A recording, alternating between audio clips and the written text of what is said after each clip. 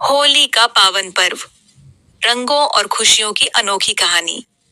भारत त्योहारों का देश है और यहाँ हर पर्व अपने साथ खुशियाँ, आस्था और परंपराओं की सुंदर झलक लेकर आता है।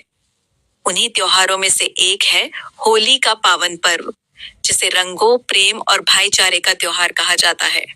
यह पर्व हर साल फाल्गुन मास की पूर्णिमा को बड़े उत्साह और उमंग के साथ मनाया जाता है। होली का त्योहार हमें यह सिखाता है कि जीवन में चाहे कितनी भी कठिनाइयां क्यों न आए, अंत में अच्छाई की ही जीत होती है। बहुत समय पहले की बात है। एक अत्यंत शक्तिशाली और अहंकारी राजा था, जिसका नाम हिरण्यकश्यप था। उसने घोर तपस्या करके भगवान से वरदान प्राप्त कर लिया था कि कोई भी उसे आसानी से मार नहीं सकता। इस वरदान के कारण वह खुद को सबसे बड़ा और शक्तिशाली समझने लगा। धीरे धीरे उसका अहंकार इतना बढ़ गया कि उसने अपने राज्य में यह आदेश दे दिया कि कोई भी भगवान की पूजा नहीं करेगा, बल्कि सभी लोग उसी की पूजा करेंगे। लेकिन उसी राजा का एक पुत्र था, जिसका नाम प्रहलाद था। प्रहलाद बचपन से ही भगवान विष्णु का परम भक्त था।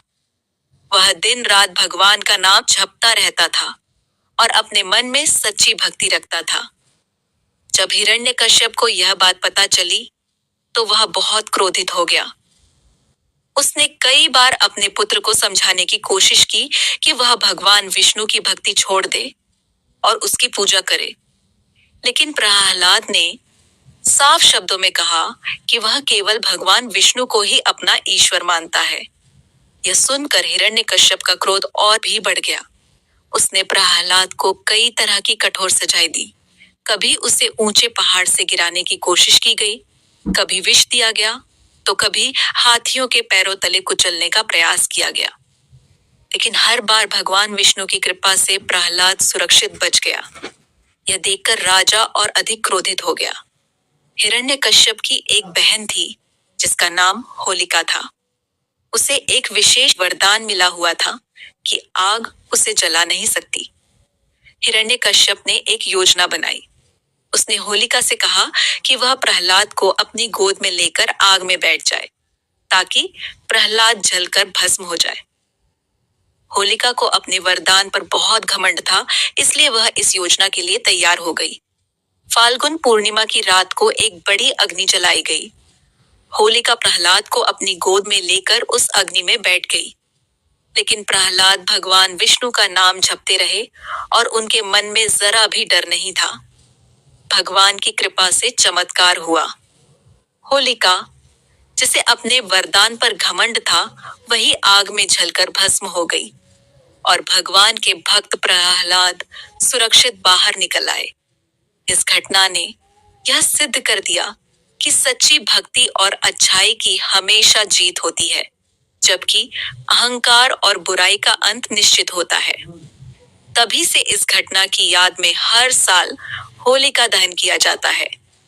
लोग लकड़ियां और उपले इकट्ठा करके अग्नि जलाते हैं और बुराई के अंत का प्रतीक मानते हुए इस पर्व को मनाते हैं। होलिका दहन के अगले दिन रंगों की होली खेली जाती है। इस दिन लोग एक दूसरे को रंग और गुलाल लगाते हैं, मिठाइयां बांटते हैं और खुशी से नाचते गाते हैं। बच्चे, बड़े और बुजुर्ग सभी इस त्योहार का आनंद लेते हैं।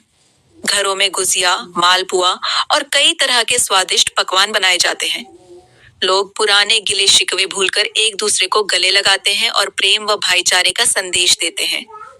होली केवल रंगों का त्योहार ही नहीं है, बल्कि यह हमारे जीवन में खुशियां और सकारात्मकता भी लाता है। यह हमें सिखाता है कि हमें अपने मन से नफरत, ईर्ष्या और घमंड जैसी बुरी भावनाओं को दूर करना चाहिए और प्रेम, दया और सद्भावना को अपनाना चाहिए। जब लोग मिलजुल कर होली मनाते हैं, तो समाज में एकता और भाईचारा भी बढ़ता है। आज के समय में भी होली का महत्व उतना ही है जितना पहले था। यह पर्व हमें हमारी संस्कृति और परंपराओं से जोड़ता है। हमें यह याद दिलाता है कि चाहे कितनी भी बुराई क्यों न हो, अंत में जीत सच्चाई और भक्ति की ही होती है। इस प्रकार होली का पावन पर्व केवल रंगों का उत्सव नहीं है, बल्कि यह अच्छाई, भक्ति, प्रेम और खुशी का प्रतीक है। जब भी होली आती है तो हर घर और हर दिल में खुशियों के रंग भर देती है। इसलिए हमें इस त्योहार को प्रेम, सम्मान और खुशी के साथ मनाना चाहिए, ताकि हमारे जीवन में भी हमेशा खुशियों के रंग बने रहें। ऐसे ही और कहानी और कथा सुनने के लिए हमारे चैनल को लाइक, शेयर, फॉलो और सब्सक्राइब करें। धन्यवाद।